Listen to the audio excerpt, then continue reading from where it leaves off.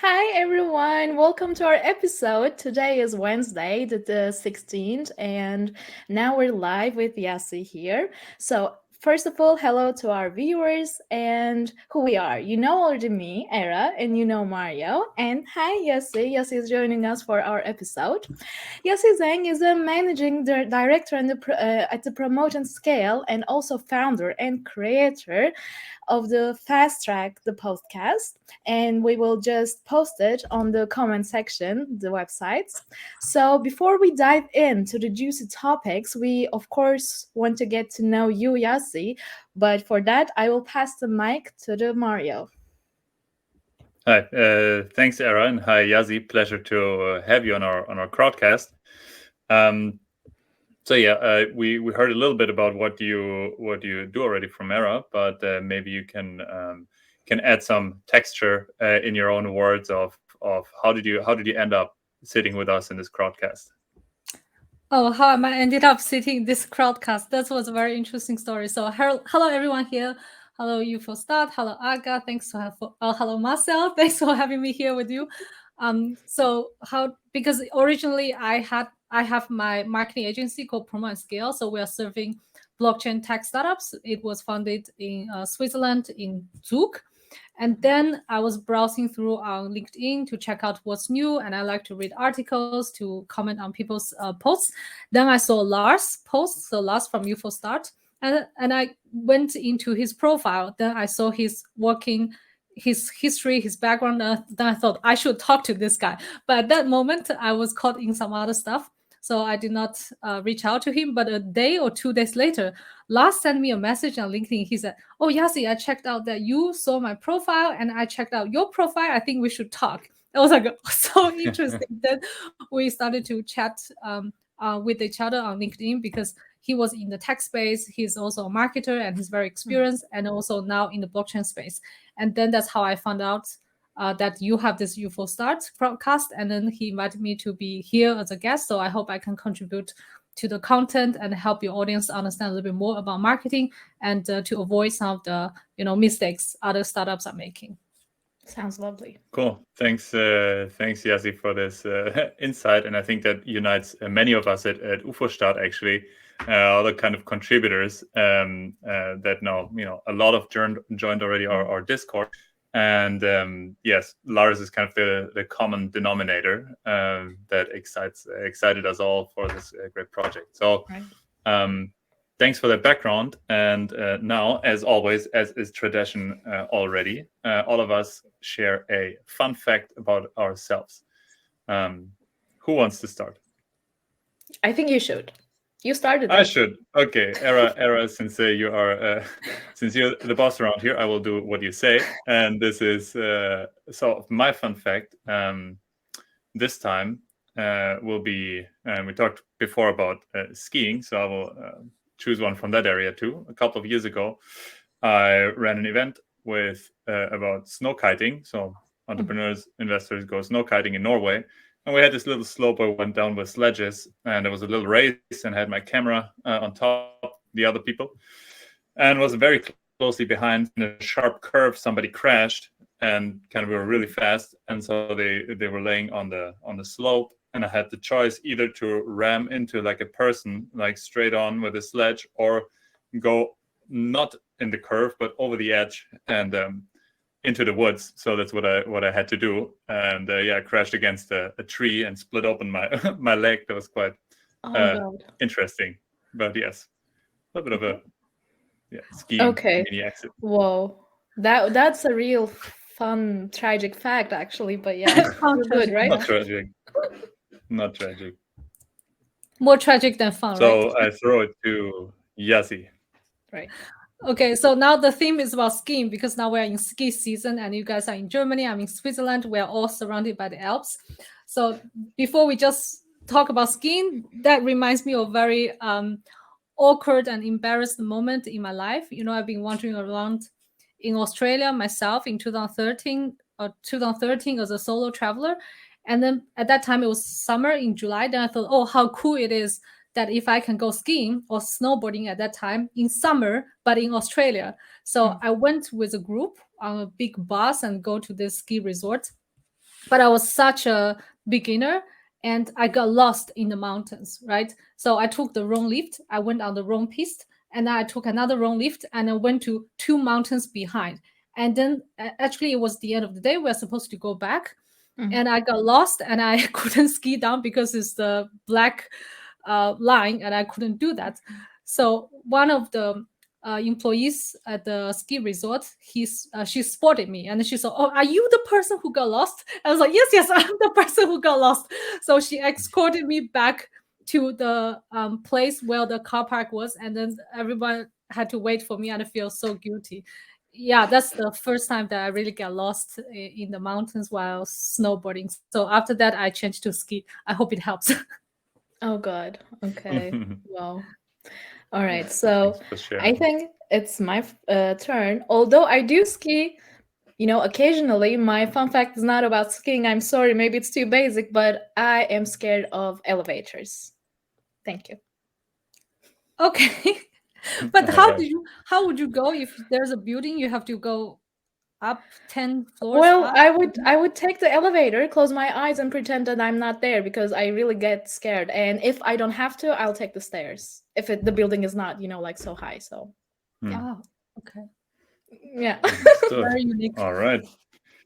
Thanks for sharing, everyone. So as we jump in, I just want to give you viewers a little bit of an overview what we're going to talk about. So in general, it's about common go-to-market mistakes in the blockchain sphere, and we will be hearing about some obviously common mistakes, successful strategies, and yes, and how you can integrate different mediums into your strategy. This is more or less what this is about. As always, 45 minutes. Please share with us your thoughts in the comment section. Ask questions. We will have a Q&A in the end, and we were happy to answer your questions, as well as if somebody's really, really eager. I'm gonna say it now before the crowdcast. We've been toying with this idea for a while. If somebody's really enthusiastic, we can bring you onto the screen, onto stage, so you can come up with some courage right now. So in the end, we can bring you on stage if somebody wants to. Definitely, and right. It's just us. So exactly, it's just us. Right. Cool. So basically, let's dive into it. Dive in, Era, please. Right.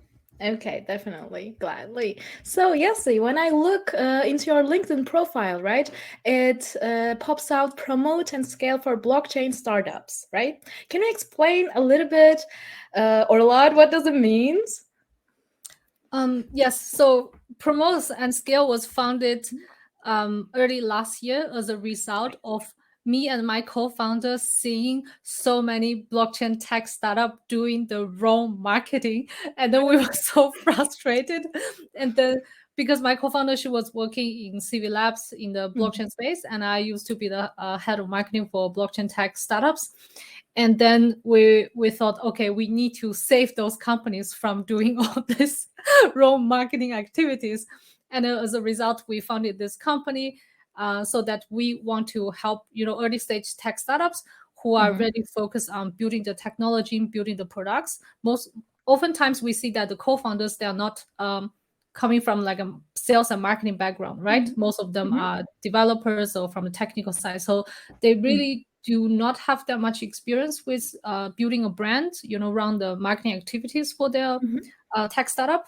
So that we build this company. So combining our personal interests like technology, tech startup in the blockchain space, and our personal backgrounds in the marketing, so that we can offer this service and help those tech founders to navigate in the space to promote their project. And why it's called Promote and Scale? Because promote is about helping you to promote your product, your service, your company as a brand.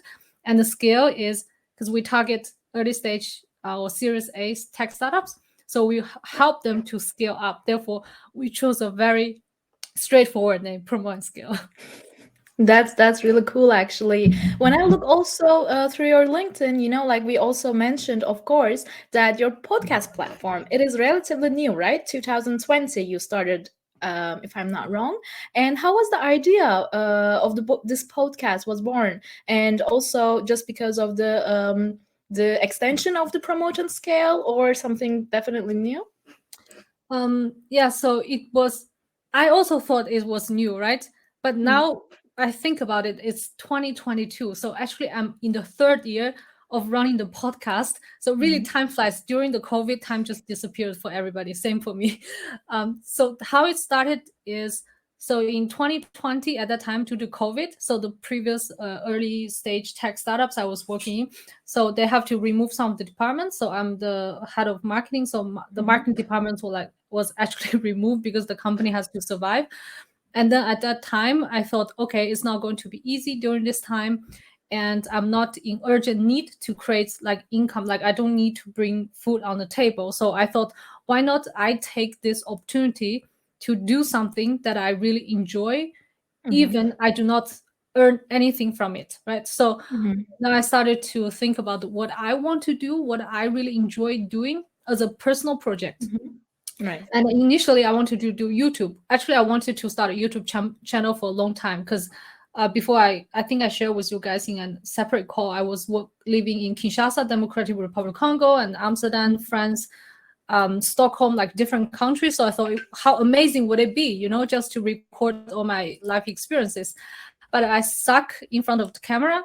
I mean, maybe it's better now, but at that time I was not really It is. feel very natural with the camera, and I need to do the editing. A lot of work, so I put that idea aside.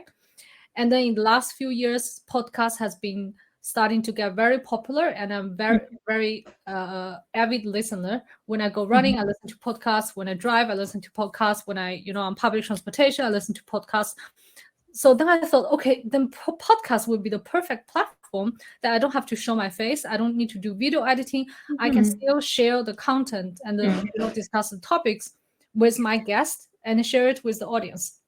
So that was the idea to start this podcast, and why I decided on having this topic is entrepreneurship, money, and career, because I personally very interested in these topics. Then I thought, if I'm interested in these topics, I can attract people who are also interested in these topics.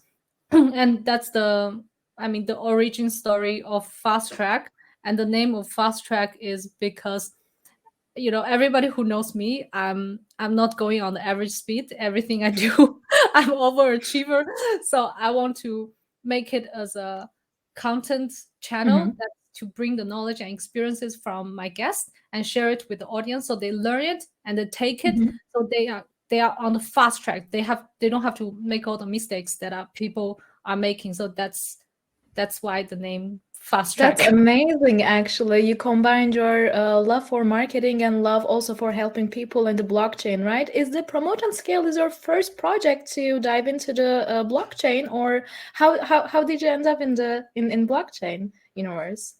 Yeah, so since I started Fast Track podcast, I have got to know so many people, and one of my guests, Jacob, he told me that he was literally he told me and my co-founder of Promote Scale, Ivana, at the same time, because she had a podcast at that time. Her podcast is called Escape Your Boring Job.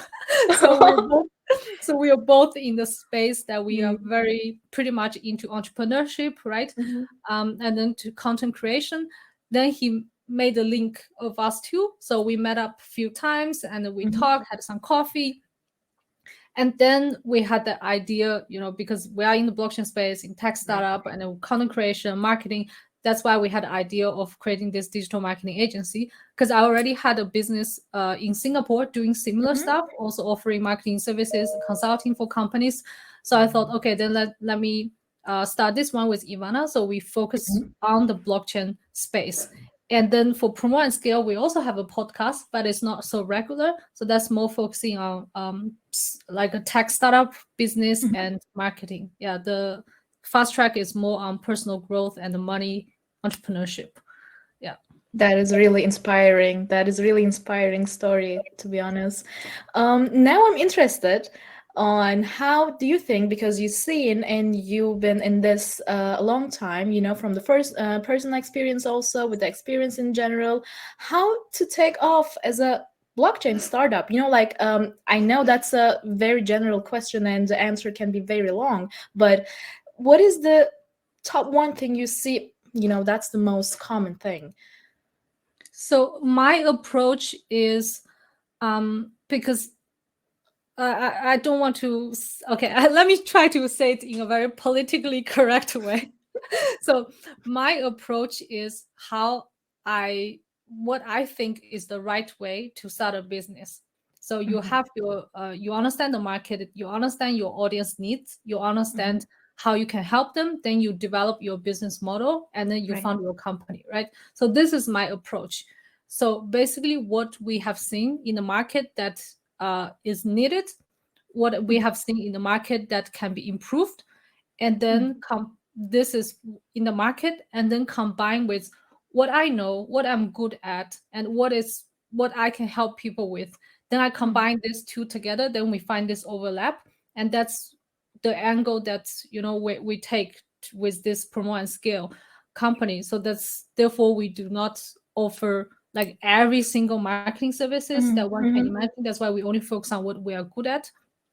And then once we nail down the key how to say the needs in the market, what we are good at, and then we make that as our core offering. And then along the way, of course, we learned a lot. We adjust to the market needs, and then we listen to the feedbacks from customers, and we often ask them, in our quarterly review, how can we improve? Is there anything else we can help you with? Do you think we did this well? We do think we can improve on that. Then we constantly take feedback. So in that way, as a young company, we can also grow and Right. to become better. So, as I understand, a startup first of all has to know itself who they are first of all in order to actually grow and scratch. Yes, that's very important and also inspiring. So, Mario, let's dive in more, right? Yeah. Actually, I guess we never get tired here of recommending also for listeners and for all founders the Golden Circle by Simon Sinek, Exactly. right? It's like our kind of go-to where to start, right? To develop from the inside, like why are you actually doing what you're doing? And what you described so far was very interesting, but like much of many parallels or similarities to starting just a regular company, right? Without the blockchain aspect. What what would you say are some common misconceptions about of founders when going into the blockchain sphere, right? Maybe because many of our listeners may be coming also from the regular business world and may have some idea, maybe less of an idea. And yeah, what would you say? What you encounter as misconceptions? I think space? what you commented earlier, it's really really correct. It's exactly the common approach to a business, right? But what we have seen, or what I've seen in the marketplace, is really that tech founders, I'll just say from my own personal observation, is most of the tech founders, they focus, let's say, 99% of their energy on product development and 1% energy the market. So in what can be the result of that is you create a product that nobody needs, or you create a product that people might need it, but it's not the way that they want it, right? For example, it can be, they develop a tech products, and then the user interface is like shit, and but the technology is very powerful, but the user interface is a crap. Even though the technology is very powerful, you give it to normal users. If it's B2C, nobody's going to use it because they will find it so complicated and not so user friendly, right? They don't care about your technology. People care about how your product can solve their problem. But if your user interface and user experience is not so good, that this product will not solve people's problem. It doesn't matter how amazing your technology is. So that's one example. Like tech founders focus too much on the products, not so much on the user. I think linked to that is some of the, I think it's related to that one. It could also be tech founders, they have amazing technology. They are building on it, but they do not listen to the market that's why during the process, they build an infrastructure that is already quite matured. But then when you bring that to the market and then people might need something slightly different, then you have to trace back and change your infrastructure from the beginning, right? So that's where so a lot of energy already gone that will waste your time into a and wrong energy. direction. Exactly. I think it's related to the developing MVP and validate your idea with the market before go full in. I think it's natural. It's very exciting to build a products. People get excited working 24/7, but it's also very important to understand from the business point of view or the marketing point of view that you first need to think for whom is your product for, to solve what kind of problem, and how you are going to solve that problem. Always bear in mind that you are serving your target audience. So you're not building a product for yourself, you're building a product for people that you're going to help them to solve a problem. So I think the switch of mindset is quite important. Yes, thanks for sharing. And I can agree. I mean, I have not been in the blockchain space for forever since the beginning, but since beginning of 2017, and it has been obviously loads of development since then already. And back then it was even more, right? There's actually who is founding these companies, tech founders on 80%, and absolutely lacking the business side of things. And it was kind of a valuable match that we got to do sometimes between a tech founder, but in need of a business view on it. That was highly valuable. It's already gotten better, but still, I agree that it's one of the big ones. And maybe we can dive a little bit deeper into this one, and maybe, I mean, you told already know this one example, but maybe you can share a top three kind of common mistakes when moving into the blockchain space, and also then how to avoid them. Interestingly, before a couple of years ago, I wrote an article about the common 5 mistakes. Avoid those 5 common mistakes in startup marketing, right? So I'm going to put it here. Number 1, I oftentimes hear this. Maybe some of the audience are also marketers here. Probably you also hear this sometimes. When you ask the customer or when you ask the company to whom you are going to sell your products and services to, and then they will say, we can sell it to everyone. Have you heard about this? Have you heard about this? Classic. Give us a heads up in the comment section. So they say, oh, everybody can use it. We are selling it to everyone. Why I say this is a common mistake is because if you think about marketing activities, right, you need to spend time and energy to promote your product and services. If you are targeting everyone, you are spreading out very thin, and it's not going to be very effective. And when you try to please everyone, nobody can be pleased by you because no one knows, who you are targeting. So it's very important to start identifying who are your target audience, your primary and second target audience. Let's say you can sell to everyone. For example, there's a financial products, blockchain financial, crypto financial products. Literally, they can sell it to everyone. But who are the people most likely to buy from you at the beginning? Then focus on this group of people, right? So that is mistake number 1, is try to sell to everyone, not focus enough. And then the second mistake is linked to the first one. And then, because in marketing, we talk about channels, right? The 4P, one of P is places. And so where are you going to run the promotion? Where are you going to reach out to the target audience? Where are you going to present yourself, your company, in front of those people? And then another answer I oftentimes hear is they will say we can be sold, or we can be everywhere. So sell to everyone, be everywhere.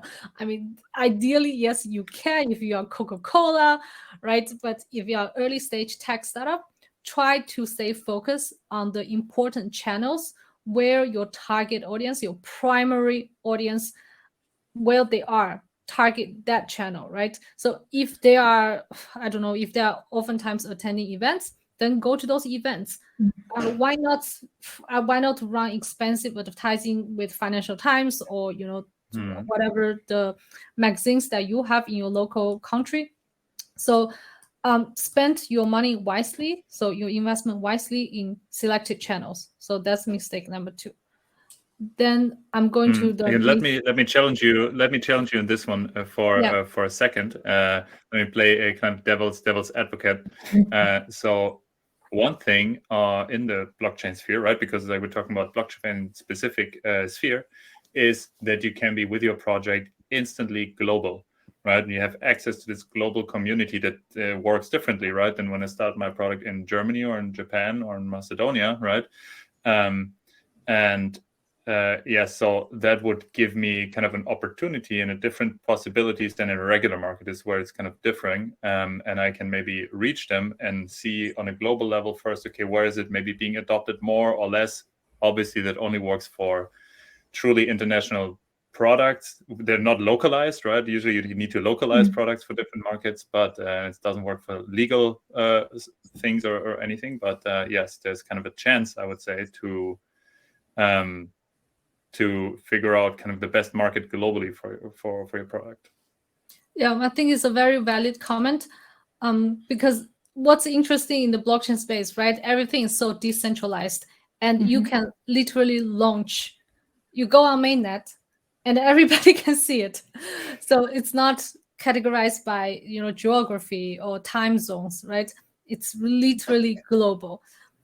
But then on the other hand, you might have seen that there are blockchain projects. They have they are promoting on Discord channel. They're promoting on Twitch. They're promoting on YouTube. They're promoting on Instagram, Facebook, LinkedIn, Telegram, WeChat, Weibo. I don't know what other channels. So that if we just move away the geography categorization by social channels, the many projects, they try to be everywhere, and in that way, then I see that I would recommend blockchain tech startup companies focus your energy on selected channels. Places can mean social channels, also can be your markets. But yeah, like you said, in the blockchain space, we don't have borders, so things can go online and everybody around the world can access it. But it's also important to select the right internet channels to promote it. Right. Okay, before we move to number 3, thanks. Just as one last comment to this point, or not comment, but question, like, what are your favorite or like most valuable channels in the blockchain space? When you say, okay, we there's like 15 different ones, maybe 50. Which are your top recommended ones to check out?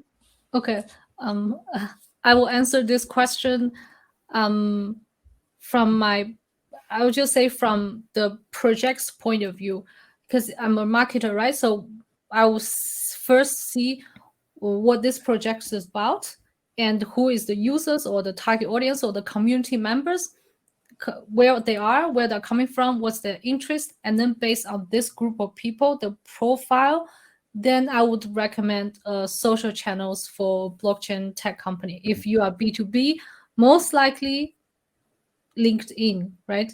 If you are B2C consumer products, people don't care about blockchain technology. People care about the solution.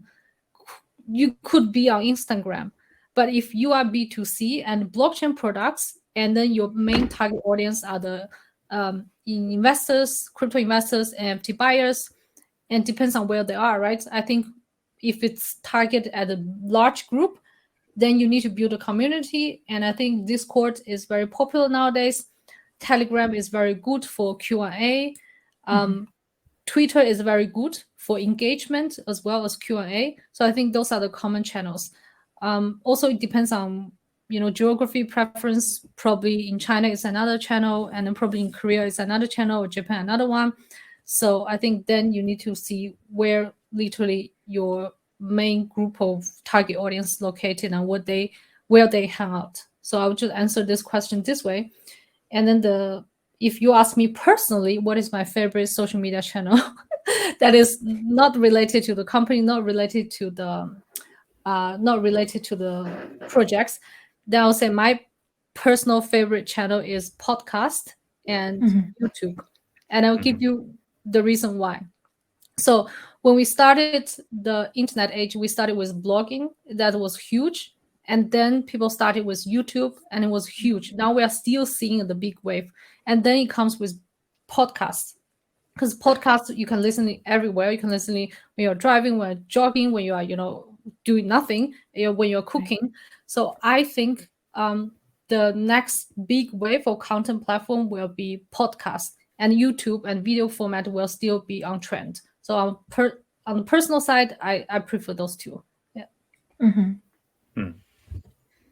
Thanks a lot. I think we made up a little bracket. Now we can come back to your third number 3. We're sorry for the detour, but I think it's quite interesting. Like a third most common kind of mistakes. Okay, the third mistakes. Probably many of you, if you are marketers here, you probably would already have seen that or experienced that. Is that many blockchain tech startups, as a result of startup, like limited resources, as a result of tech oriented, that they oftentimes have inconsistent branding. Sometimes you see them on LinkedIn, they look orange and red with circles. I mean, circles mean like design patterns. Or if you see them at the events, the banner, and there's like a blue and a green, and just with the same logo, and then have like a triangle. I'm just giving you a very simple example. Or you see them on Instagram, and then they look differently. So I think that's one of the common mistakes that I've seen, that they have inconsistent design, which result in that people in their mind, right? They don't remember why there's a logo, why there's a brand guideline, why there's a corporate identity, because people might not remember who you are, but they remember how you look like, most likely. So I think this is the third mistake. Okay, cool. Thank you very much.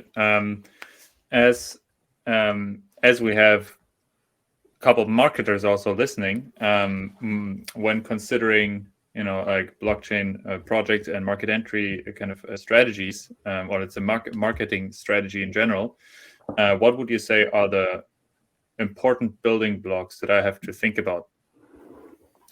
So if you have like say products you want to go to market, I always highlight this. Probably you already hear it multiple times in this interview, that interview your target audience. I think is so important. It's so important to know what they want, what they think, what's their attitude, and then you might find valuable insights.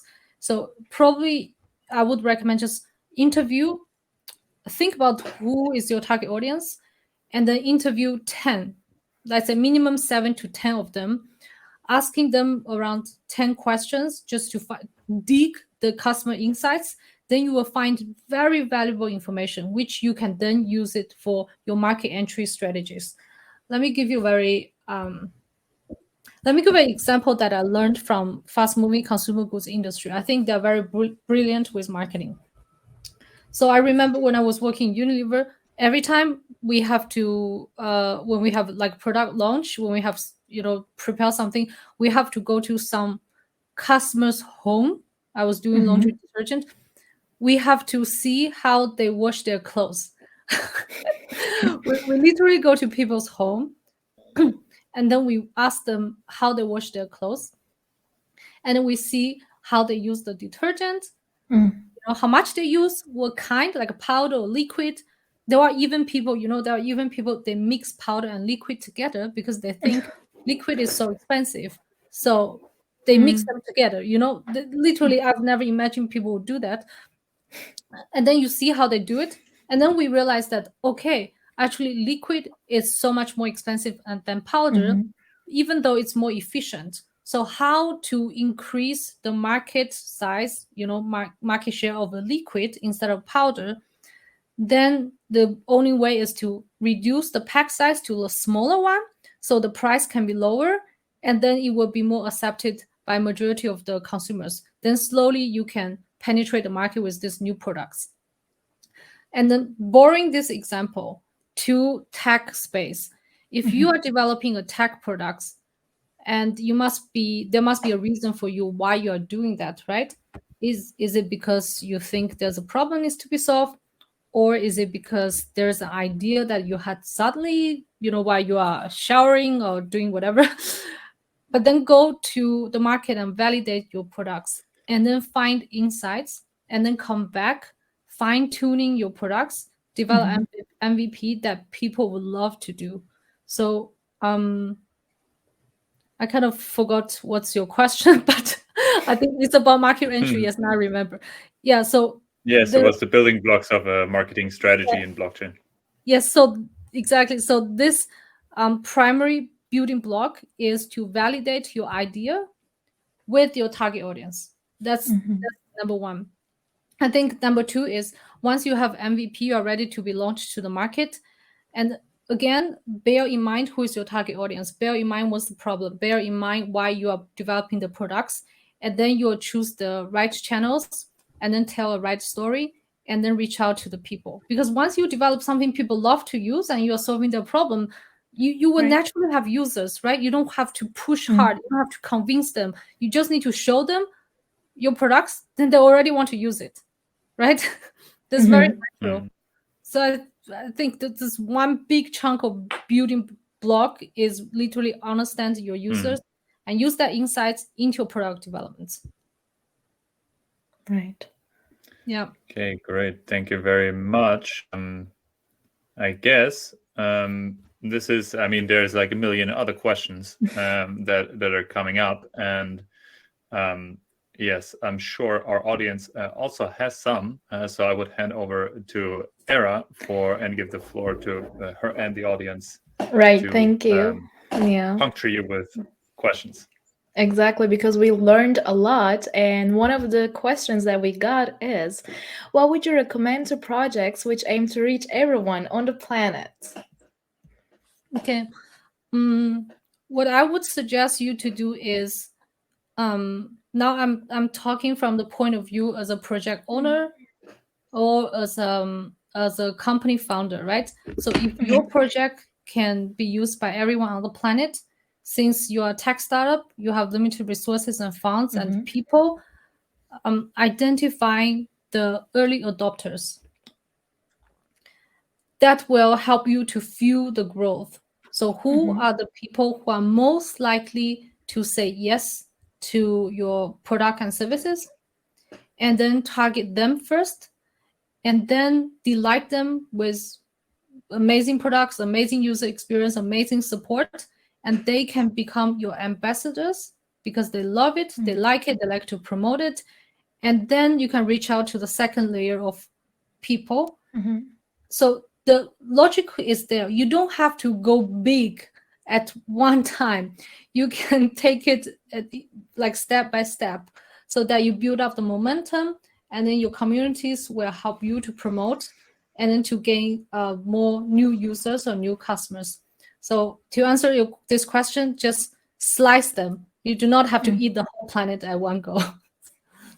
So actually the community is the key. I mean, the community is the most important target audience, is the most important thing when you start. And even though if you're not even new, right? I mean, you can be older company, but still the community is the key thing that you need to define for sure.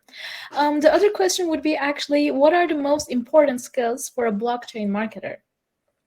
Oh, I like this question because I also wrote an article about it. By the way, we did not rehearse this beforehand about this question and answer. It's just so funny that I'm asking questions that I already thought about it before. So I think for a market, so I come from this FMCG industry, right? So international brands, big budget. If we talk about marketers in tech startup space, like online marketers, from my personal experience, I think the number one skill is to learn all the basics of online marketing tools. It is very different from big brands building in the headquarters. It's very different. You don't have to be expert in every domain, but you have to have the knowledge. And they're not rocket science, very difficult. Let's say the basic few ones is, let's start with SEO, and then content creation, social media marketing, paid advertising, sales funnel, so lead generation. So you create brands, you create awareness, You make sure Right. that your brands and products can be found, and then you create sales funnel that you can capture leads that in the end to fuel the sales. So those are the 5 things that once you learn the basics, you pretty much know, how to become a marketer for online business or a tech startup or a blockchain tech startup, whatever. And then secondly, if you want to enhance your skills, depends on which route you want to take. If you want to become a specialist, then pick one that become really good at it. For example, I know there are copywriters. Once I was looking for a copywriter for the Fast Track Money course, there's a guy asking for one page, one sales copy for one landing page, asking for 10,000 USD. And I was like, what's 10,000 USD for one page sales copy? But in the end, it was not unusual. If you are so good, and there are only few like first tier copywriters in the world, that if you are so good that you can literally charge that price, really. Even if you just think you're a copywriter, right? Same goes for SEO, same goes for social media marketing, content creation, designer, whatever. So determine if you want to go become a specialist or generalist. Like for me, I'm a generalist because my background is brand management and marketing strategy. So if you want to go to this route, you need to understand all the aspects of marketing and you understand it well, so that when you find the right people to work on your project, you can do the quality control. You can give them the briefing, you can guide them towards this direction, that putting everything together and deliver final products. So that's my advice here. And I think nowadays with the online courses, with the internet, anything can be learned. And then there are lots of amazing marketers and agency owners in the world. There are a lot of them, they are teenagers. They didn't go to university, right? They are still running a 6-7 digit marketing agency business. So that's I find this like opportunities it's out there. It's just out there, yeah, and learn it yourself. Whoever wants to grab it and learn it, definitely. Another question from the audience would be, could you recommend a blockchain project with great base case marketing, if possible? Base case marketing? Right, the great project with the blockchain or for the blockchain startups that they can take off with, and or from... let's say in this blockchain space, we have infrastructure type, and we have digital assets. Then we have the fintech type. Then we have the, ICOs, IDOs, and the other blockchain related built on blockchain projects. I can give you also now NFT is on trend. Okay, I can give you a few examples on the NFT projects. So what we have seen, so recently my co-founder Ivana, she also published a video on our YouTube channel, Promote and Scale YouTube channel, study different NFT projects. And I think what we have seen very interesting is very good NFT projects. They are not just there issuing 10,000 different unique NFTs with a 999 whitelist, and that's it. They usually have a mission bigger than themselves. Maybe maybe the origin of the NFT is in line with the value of the founders or the designers, or maybe they will make some donation to an NGO that is in line with the theme of the NFT. Or the NFTs, the products, let's say the product, the NFTs has other utilities that even when people invest in it, when people buy it, there's still way to use them. There's like utilities attached to it, not just a like nice looking, interesting digital art.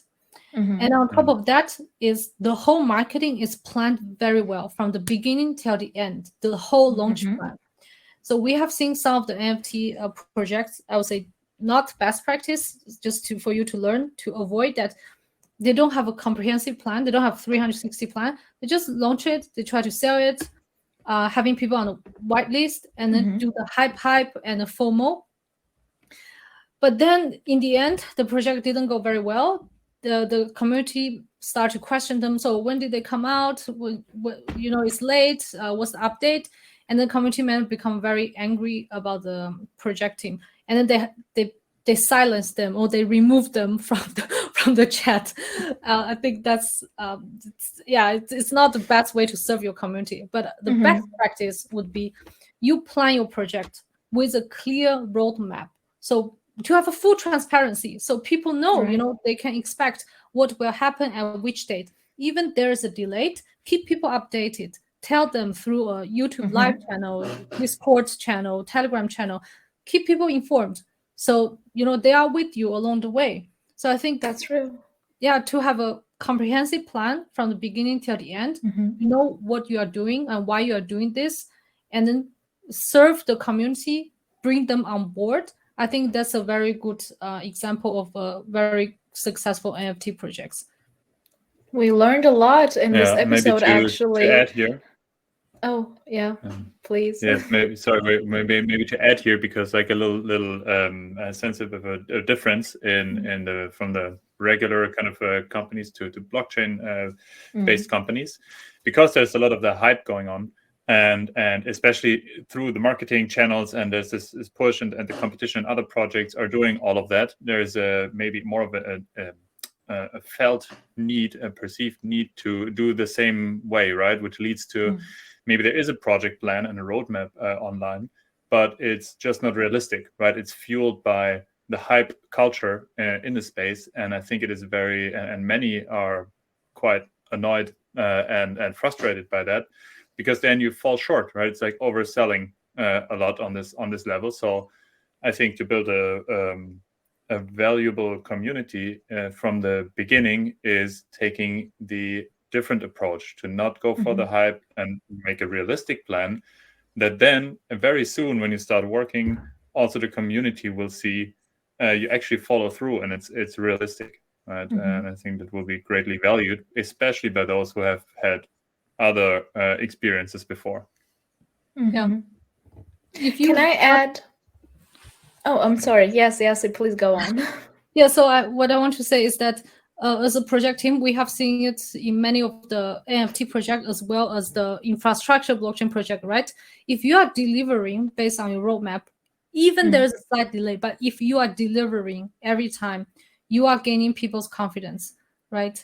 So it applies to, I think it applies to any project. People need to have faith and trust in you, so they will stick along. Right. And if you just try to ride the hype and get them invested in your project, and after that you don't take care of your community, you will see like a lot of like furious conversations in Telegram chat. Wow. Okay, that's very interesting, and I personally learned a lot. Would you confirm? I know we a little bit over time, but I just wanted to ask this.